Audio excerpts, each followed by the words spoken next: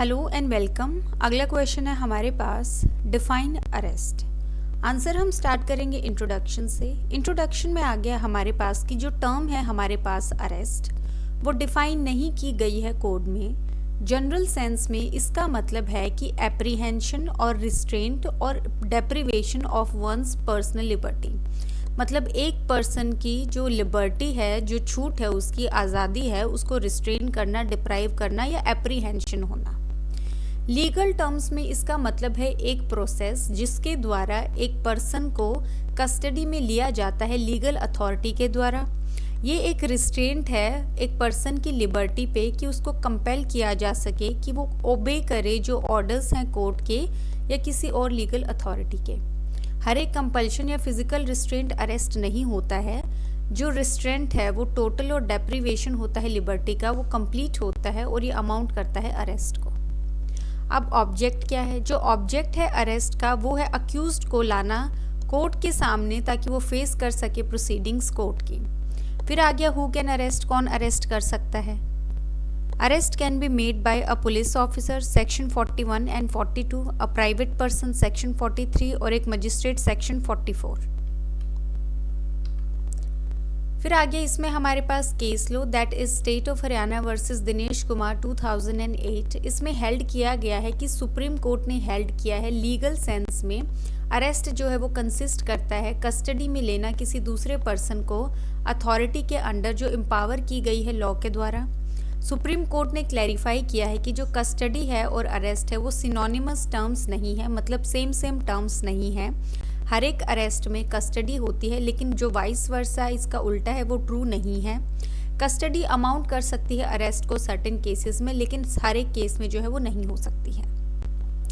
Conclusion में आ गया इसमें हमारे पास कि जो कस्टडी है वो फिजिकल कंट्रोल है या प्रेजेंस है अक्यूज्ड की कोर्ट में, जो कपल की जाती है submission to the jurisdiction of the court, जहाँ पे पर्सन जो है अक्यूज्ड जो है वो सबमिट कर देता है कोर्ट की ज्यूरिस्डिक्शन को। एक पर्सन जो है वो कस्टडी में लिया जा सकता है जब पुलिस उसको अरेस्ट करती है या फिर जब वो जो है सरेंडर करती है बिफोर द कोर्ट। तो ये वाला जो केस लो है हमारे पास बहुत ही ज़्यादा इंपॉर्टेंट केस लो है, state of Haryana versus Dinesh Kumar. इसके फैक्ट्स जो हैं आप ज़रूर रीड कीजिए, लेकिन जो थोड़े बहुत फैक्ट्स जो है वो मैं बता देती हूँ, क्योंकि फैक्ट से जो है याद रहती हैं चीज़ें, क्या हेल्ड किया गया है या केस में क्या था। तो इसमें क्या होता है, इसमें आई थिंक 2 एप्लीकेंट्स होते हैं जिन्होंने किसी गवर्नमेंट जॉब के लिए अप्लाई किया था। और गवर्नमेंट जॉब में अप्लाई करने के लिए जो हमारे पास एक कंडीशन होती है वो होती है कि आपके ऊपर कभी कोई एफआईआर नहीं हुई है और आपको जो है किसी भी केस में अरेस्ट नहीं किया गया है।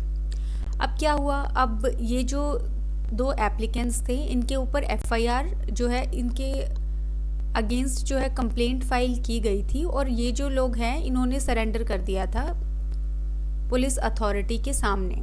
और उसके बाद क्या हुआ कि कंप्लेंट जो है वो डिसमिस हो गई थी और इन लोग को जो है बरी कर दिया गया था।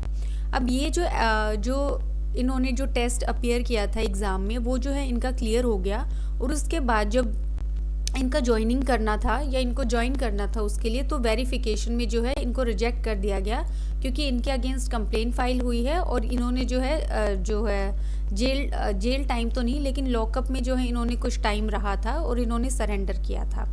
अब इस चीज़ को लेके अब इन्होंने जो है 2 पॉइंट्स उठाए जो हमारे पास जो एप्लीकेंट्स थे या फिर यहाँ पे अक्यूज्ड बोल सकते हो आप।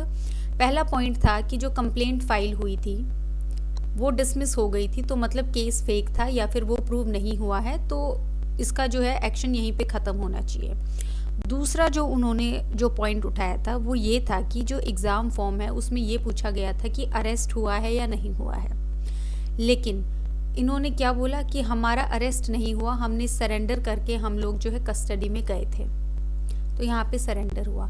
तो ये जो पॉइंट है यहाँ पे जो है डिस्प्यूट हुआ था और कोर्ट ने जो है एप्लीकेंट्स को या अक्यूज्ड को फेवर करते हुए ये वाला पॉइंट भी जो है ड्रॉप किया और उनकी जो है ज्वाइनिंग करवा दी थी। तो ये वाला जो डिस्प्यूट है कि पुलिस ने अरेस्ट किया था या उन्होंने खुद सरेंडर किया जिसकी वजह से वो कस्टडी में गए थे, ये डिस्प्यूटेड पॉइंट जो है वो case state of Haryana versus Dinesh Kumar के केस में जो है हेल्ड किया गया था कि दोनों अलग अलग चीज़ें हैं। तो ये थोड़ी सी जो इनकी स्टोरी या फैक्ट्स है, आप अगर ध्यान में रखेंगे तो आपको जो है ज़्यादा बर्डन नहीं होगा कि केस लो आपको याद करने का, अगर आपको थोड़ा बहुत भी पता होगा कि इसकी ये स्टोरी थी केस की, क्योंकि ये जो है ये बहुत बारी प्री में भी पूछा जाता है। एक तो ये कि अरेस्ट डिफाइन किया गया है इसमें, दूसरा ये कि अरेस्ट और कस्टडी के बीच का डिफरेंस किस केस में हेल्ड किया गया था, तो that is state of Haryana versus Dinesh Kumar. बाकी जो है इस क्वेश्चन में 2-3 बातें ध्यान रखने वाली हैं। पहला ये कि हमने 10 मार्कर के हिसाब से किया है, काफ़ी छोटा है क्वेश्चन, बहुत बार 5 मार्कर में भी आता है डिफाइन कीजिए अरेस्ट को।